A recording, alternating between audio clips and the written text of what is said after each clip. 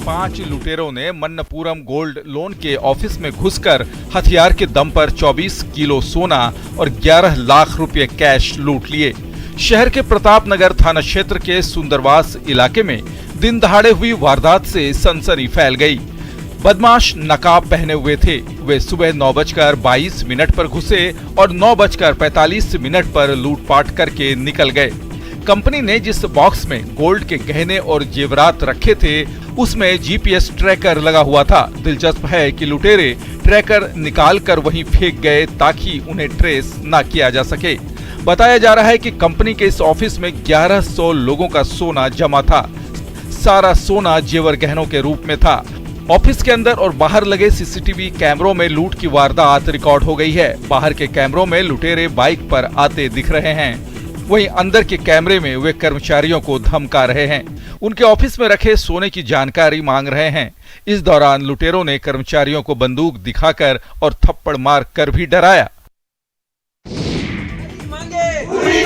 शिक्षकों के तबादले को लेकर प्रदेश में 2 जगहों पर बवाल हुआ। पहला मामला उदयपुर के बड़गांव का है, जहां लोगों ने राजकीय उच्च प्राथमिक विद्यालय के टीचर के ट्रांसफर का विरोध किया और प्रदर्शन किया। लोगों ने शिक्षक बुधाराम चौधरी के तबादले के विरोध में 120 बच्चों को स्कूल तक नहीं भेजा।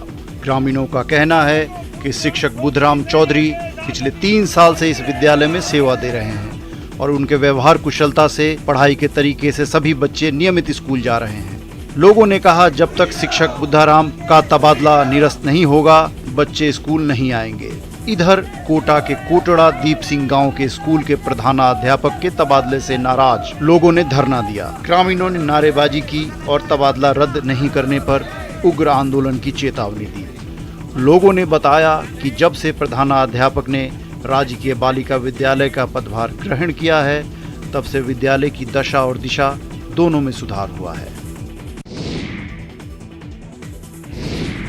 बूंदी में सड़कों की बदहाली को लेकर बीजेपी कार्यकर्ताओं ने अनोखा विरोध प्रदर्शन किया। बीजेपी कार्यकर्ताओं ने सड़कों की बदहाली के लिए नगर परिषद को जिम्मेदार ठहराया और अहिंसा सर्किल से राव भाव मंदिर तक खनक दंडवत यात्रा निकाली। दंडवत कर बीजेपी कार्यकर्ता महाराव राव भावजी के दरबार पहुंचे। बीजेपी कार्यकर्ताओं ने यहां अर्जी लगाकर विरोध जताया। आक्रोशित कार्यकर्ताओं ने अर्जी के जरिए कुंभकर्णी नींद में सो रहे नगर परिषद और राज्य सरकार को जगाने के लिए सद्बुद्धि की कामना की। बीजेपी कार्यकर्ताओं ने कहा कि शहर में सभी सड़कें बदहाल हो चुकी हैं और सड़कों पर गड्ढे बन चुके हैं। इन गड्ढों में पानी भर चुका है, जिसके कारण आए दिन हादसे हो रहे हैं। बीजेपी कार्यकर्ताओं ने चेतावनी दी कि अगर जल्द ही सड़कों की मरम्मत नहीं कराई गई तो उग्र आंदोलन किया जाएगा।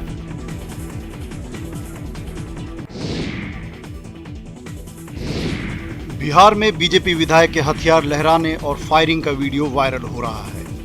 मामला बेतिया का है, जहां लौरिया के बीजेपी विधायक विनय बिहारी का एक वीडियो सोशल मीडिया पे तेजी से वायरल हो रहा है, जिसमें विधायक मेले में हिस्सा लेने गए हैं। इस दौरान वे हाथी पर चढ़कर न सिर्फ हथियार का प्रदर्शन कर रहे हैं, बल्कि एक राउंड फायरिंग भी की। वीडियो में साफ दिख रहा है कि मेले में हजारों लोगों की भीड़ के बीच विधायक हर्ष फायरिंग कर रहे हैं, जिसके बाद कुछ देर के लिए मेले में अफरा तफरी मच गई। ये वीडियो 26 अगस्त का बताया जा रहा है, जब योगापट्टी थाना इलाके के मच्छरगांवा में कंसवध मेले का आयोजन किया गया था। दरअसल विधायक का घर भी यहीं है, इसलिए वे मेले में बढ़ चढ़कर भाग लेते हैं। इसलिए विधायक मेले में पहुंचे और हाथी पर चढ़कर फायरिंग की।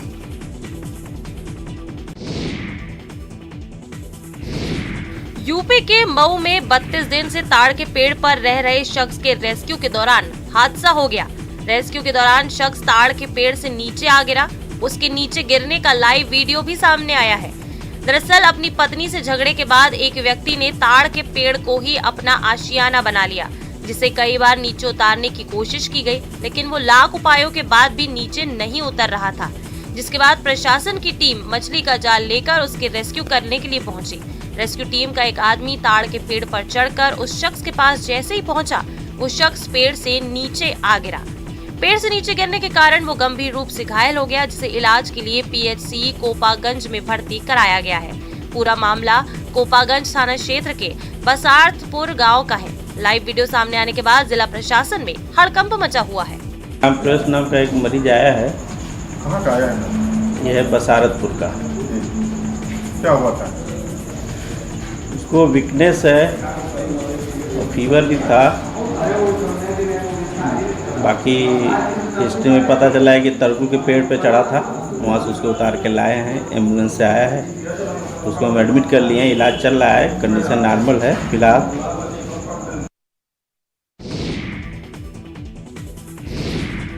उत्तराखंड के कई इलाकों में भारी बारिश से जनजीवन अस्त व्यस्त नजर आ रहा है। बारिश के कारण रामनगर जिले के धनगढ़ी नाला फिर उफान पर आ गया है, जिसके कारण रास्ता बंद हो गया और रोड के दोनों ओर गाड़ियों की लंबी कतारें लग गई। हालांकि बारिश का सिलसिला थमने के बाद नाले से बड़ी गाड़ियां निकलने लगी हैं। इधर उत्तरकाशी में मौसम एक बार फिर बदलने से गंगोत्री यमुनोत्री हाईवे बंद हो गया, जिसके चलते बड़ी संख्या में यात्री फंस गए। बाद में बीआरओ ने धारसू और हेल गुगाड़ के पास बंद पड़े रास्तों को खोल दिया है। तलोग, हरेती, कल्याणी के पास बंद हुए यमुनोत्री हाईवे को भी खोल दिया गया है, जिससे रास्ते में फंसे यात्रियों को बड़ी राहत मिली है। इसके अलावा जिले में 10 ग्रामीण लिंक रास्ते बंद हैं। पहाड़ों में लगातार बारिश का जनजीवन पर खासा असर दिखने लगा है। उत्तराखंड के कई इलाकों में भारी बारिश लोगों के लिए मुश्किलों का सबब बन गई है। नैनीताल जिले में लगातार बारिश का असर गोला नदी में देखने को मिल रहा है। गोला का जलस्तर लगातार बढ़ रहा है। गोला नदी के किनारे बने रानीबाग चित्रशिला घाट पर तो अंतिम संस्कार के लिए रखी गई चिताएं पानी के तेज बहाव में बह गईं। पानी का बहाव इतना तेज था कि परिजनों की काफी कोशिश के बावजूद चिता को बहने से नहीं बचाया जा सका। यही नहीं, नैनीताल जिले की 22 सड़कें भी लैंडस्लाइड के कारण बंद हैं, जिसमें 4 स्टेट हाईवे और 18 गांव को जोड़ने वाली सड़कें शामिल हैं।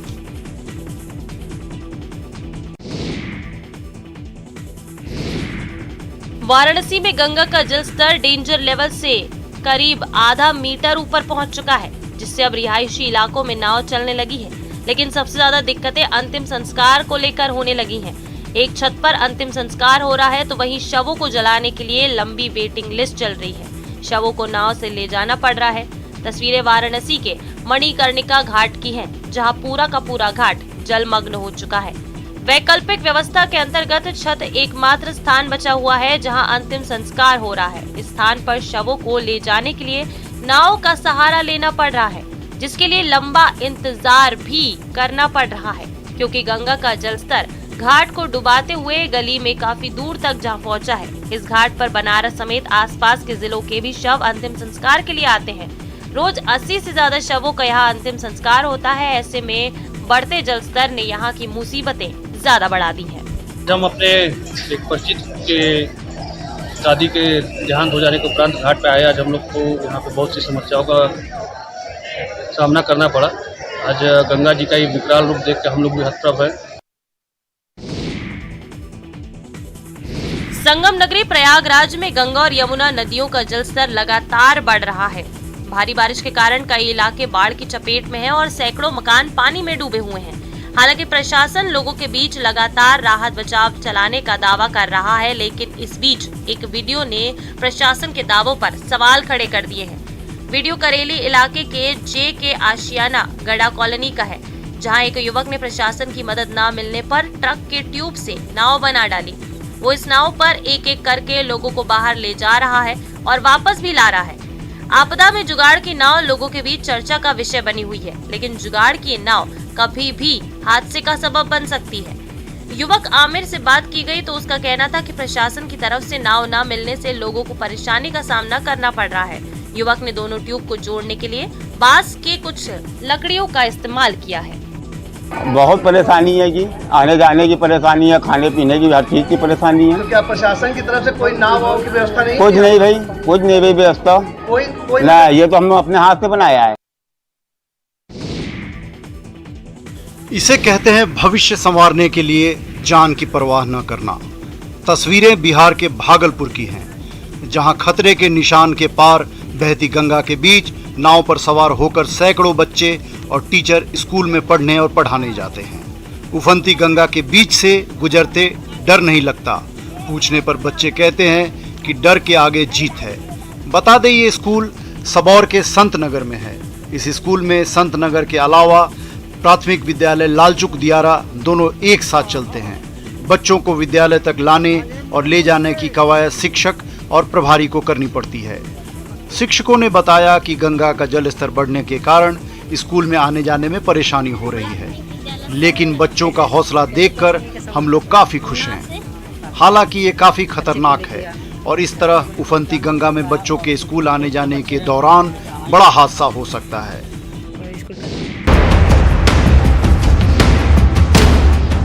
गुमला के कोयनारा बड़का टोली नदी में बारिश के कारण अचानक जलस्तर में बढ़ोतरी हो गई। पुल नहीं रहने की वजह से लोगों को आने जाने में काफी दिक्कत हो रही है। हालात ऐसे हैं कि लोग हर दिन अपनी जान जोखिम में डालकर नदी पार करते हैं। कई बार तो वो बीच में ही फंस जाते हैं, फिर बड़ी मशक्कत के बाद उन्हें निकाला जाता है। काफी लंबे समय से नदी पर पुल बनवाने की मांग की जा रही है, लेकिन अब तक पुल का निर्माण नहीं हो सका है।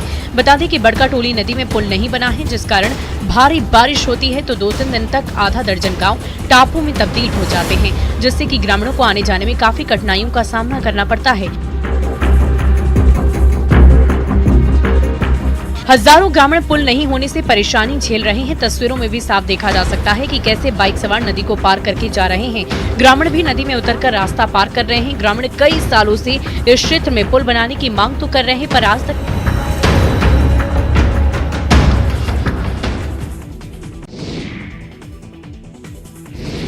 चेन्नई तट पर द्विवार्षिक राष्ट्रीय समुद्री खोज एवं बचाव अभ्यास का आयोजन किया गया। इस दौरान 16 देशों के 24 पर्यवेक्षकों ने समुद्री यात्रा सुरक्षा की ओर क्षमता निर्माण विषय के तहत आयोजित अभ्यास में भाग लिया। इसका आयोजन इंडियन कोस्ट गार्ड की ओर से किया गया। रक्षा सचिव अजय कुमार ने अभ्यास का उद्घाटन किया था, जिसमें 16 तटरक्षक जहाजों, 6 विमानों, 1 नौसैनिक जहाज, नौसेना का 1 उन्नत हल्का हेलीकॉप्टर और वायुसेना के 1 अन्य हेलीकॉप्टर ने हिस्सा लिया। इस दौरान बंगाल की खाड़ी में रिमोट नियंत्रित जीवन रक्षा तकनीक का प्रदर्शन किया गया। यात्री जहाज स्वराज द्वीप पर एक मॉक ड्रिल का भी आयोजन किया गया। मध्य प्रदेश के पन्ना टाइगर रिजर्व से एक रोचक तस्वीर सामने आई है। टाइगर रिजर्व की हाथीनी अनारकली के बेबी एलिफेंट को इन दिनों जंगल के नियम से जूझने का प्रशिक्षण दिया जा रहा है। पन्ना टाइगर रिजर्व की हाथीनी और हाथी के साथ ये बेबी एलिफेंट प्रकृति का नजारा देखने के लिए प्रतिदिन पन्ना टाइगर रिजर्व के जंगलों से निकलता है। टाइगर रिजर्व के अधिकारी भी बताते हैं कि बीते दिनों तेज बारिश के बाद पन्ना टाइगर रिजर्व से निकलने वाली केन नदी उफान पर थी। जल स्तर बढ़ा हुआ था। ऐसे में बाघों की सुरक्षा की जिम्मेदारी इन हाथियों के कंधों पर है। पन्ना टाइगर रिजर्व में बाघों का कुनबा 75 से अधिक है, जबकि इस बेबी एलिफेंट को मिलाकर 16 हाथी हैं। हाथियों का प्रशिक्षित होना बहुत जरूरी है, क्योंकि जब बाघ कहीं रिहायशी बस्ती में मूव करता है तो उसे ट्रैंकुलाइज करने की जरूरत पड़ती है और तब इन्हीं हाथियों का सहारा लिया जाता है। हाथियों के ऊपर चढ़कर पन्ना टाइगर रिजर्व की टीम इनको ट्रैंकुलाइज करती है। जब जंगल में चलता है, कोई खतरा बच्चे को ना हो, तो माँ के साथ जंगल देख रहा है, सीख रहा है, लेकिन साथ साथ उसको कोई खतरा ना हो, इसके लिए भी हाथी का परिवार उसका पूरा ध्यान रखे हुए है।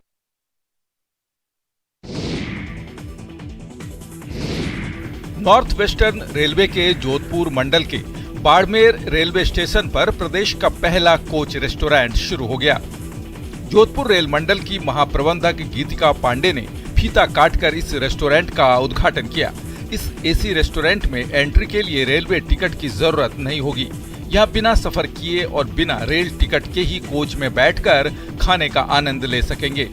बाड़मेर के इस रेल कोच रेस्टोरेंट के इंटीरियर को खास तरह से डिजाइन किया गया है, जिससे पूरे परिवार के साथ बैठकर स्वादिष्ट खाने का लुत्फ उठाया जा सकेगा। खास बात यह है कि यहाँ भोजन करने के लिए रेल यात्रियों के साथ आम शहरवासी भी आ सकेंगे। सबसे गौरवपूर्ण बात यह है कि उत्तर पश्चिम रेलवे जोन में इस तरह का नवाचार पहली बार बाड़मेर रेलवे स्टेशन से हो रहा है। बाड़मेर में खुलने वाले रेस्टोरेंट को द VIP एक्सप्रेस का नाम और हेरिटेज लुक दिया गया है। रेल कोच रेस्टोरेंट में एक बार में 70 से 75 ग्राहक बैठ सकेंगे। इसमें परिवार और समूह के लिए अलग से लॉन्ज भी होगी। जैसलमेर, जोधपुर, महामंदिर और भगत की कोठी रेलवे स्टेशनों पर भी इस तरह के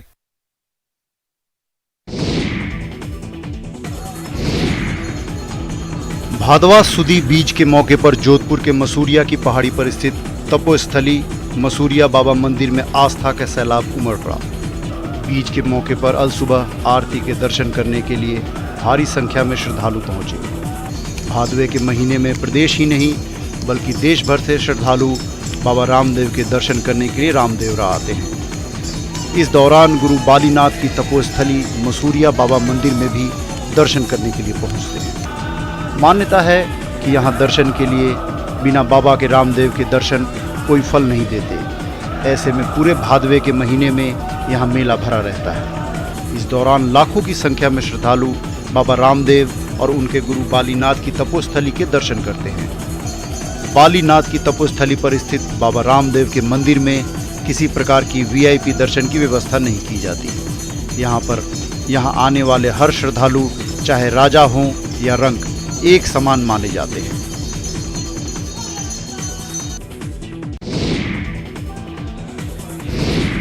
भगवान श्री कृष्ण के कलियुगी अवतार जन जन के आराध्य लोक देवता बाबा रामदेव की समाधि पर 638वां अंतर प्रांतीय भादवा मेला सोमवार को अभिषेक और आरती के साथ शुरू हुआ।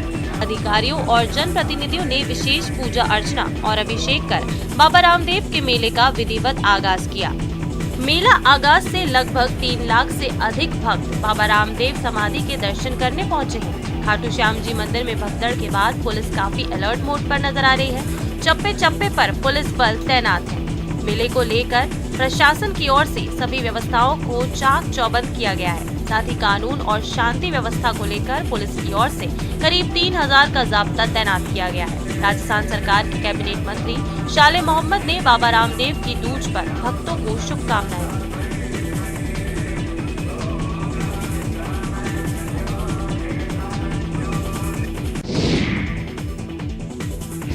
31 अगस्त से पूरे देश में गणेश उत्सव शुरू हो रहा है, जिसको लेकर महाराष्ट्र समेत कई प्रदेशों में तैयारियां अंतिम दौर में हैं। एमपी की राजधानी भोपाल में भी गणेश उत्सव को लेकर खासा उत्साह नजर आ रहा है। इस बीच राजधानी भोपाल से गणेश भगवान की एक मूर्ति काफी लोकप्रिय हो रही है। इसे भोपाल के मूर्तिकार रवि यादव ने बनाया है। दरअसल मूर्तिकार रवि यादव ने साबूदाने और काली मिर्च से ये गणेश प्रतिमा बनाई है, जो लोगों को काफी पसंद आ रही है। मूर्तिकार यादव ने बताया कि इसे बनाने में साबूदाना, काली मिर्च, मोर के पंख की डंडी, लकड़ी के चम्मच का प्रयोग किया गया है। इसमें किसी भी तरह के रंग का इस्तेमाल नहीं हुआ है। बता दें कि 31 अगस्त से 9 सितंबर तक पूरे देश में गणेश उत्सव की धूम रहेगी।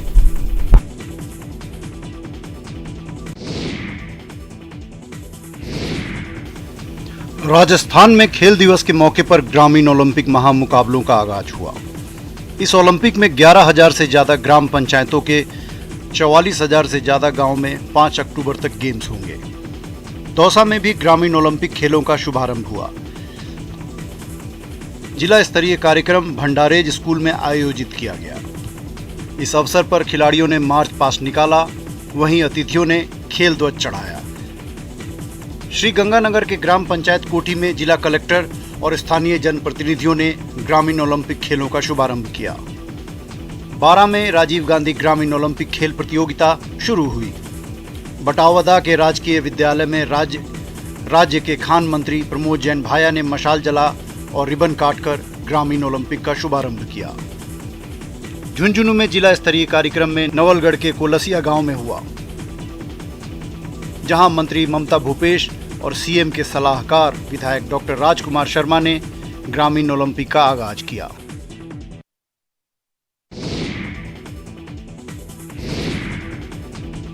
दुबई में सुपर संडे के संग्राम में भारतीय क्रिकेट टीम ने पाकिस्तान को 5 विकेट से मात देकर 10 महीने पुरानी हार का बदला ले लिया। एशिया कप के इस मुकाबले में पहले टीम इंडिया के गेंदबाजों ने कमाल किया और फिर बैटिंग से धैर्य का परिचय देते हुए 19.4 ओवर में जीत दर्ज कर करोड़ों भारतीयों को खुशियों से भर दिया। टॉस हारकर पहले बल्लेबाजी करते हुए पाक टीम भारतीय गेंदबाजी की धार के आगे नतमस्तक नजर आई और 19.5 ओवर में 147 रन पर ऑल आउट हो गई। भारत की ओर से भुवनेश्वर कुमार और हार्दिक पांड्या ने शानदार गेंदबाजी की। भुवनेश्वर ने 26 रन देकर 4 विकेट लिए तो पांड्या ने 25 रन देकर 3 विकेट लिए। 2 विकेट अर्शदीप और 1 विकेट आवेश खान को मिला। पाकिस्तान की ओर से रिजवान ने सबसे ज्यादा 43 रन बनाए। जवाब में भारतीय टीम की शुरुआत बेहद खराब रही और पहली ही गेंद पर केएल राहुल बोल्ड हो गए, लेकिन बाद में कोहली के 35, जडेजा के 35 और हार्दिक के नाबाद 33 रन की बदौलत टीम ने शानदार जीत दर्ज की। भारतीय टीम की जीत पर प्रधानमंत्री मोदी ने टीम इंडिया को बधाई दी है।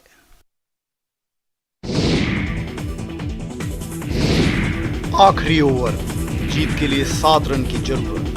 पहली गेंद पर शानदार बल्लेबाजी कर रहे जडेजा बोल्ड हो गए। अब 5 गेंद पर 7 रन की जरूरत। नए बल्लेबाज दिनेश कार्तिक ने 1 रन देकर हार्दिक पांड्या को स्ट्राइक दी। 4 गेंद में 6 रन की जरूरत। अगली गेंद डॉट, यानी अब समीकरण 3 गेंद 6 रन। करोड़ों भारतीय फैंस का दिल धाड़ धाड़ करने लगा। तभी हार्दिक के बैट का जोरदार प्रहार और गेंद हवा में सफर तय करती बाउंड्री लाइन के पार। इसके साथ ही पूरा स्टेडियम और करोड़ों भारतीयों का दिल झूम उठा। भारत ने पाकिस्तान को 5 विकेट से मात दे दी और करीब 10 महीने पहले हार का बदला ले लिया। इस जीत में जिस खिलाड़ी ने सबसे अहम भूमिका निभाई वो बेशक हार्दिक पांड्या रहे, जिन्होंने 17 गेंद पर 33 रन की धमाकेदार पारी खेलकर टीम इंडिया को बड़ी जीत दिलाई।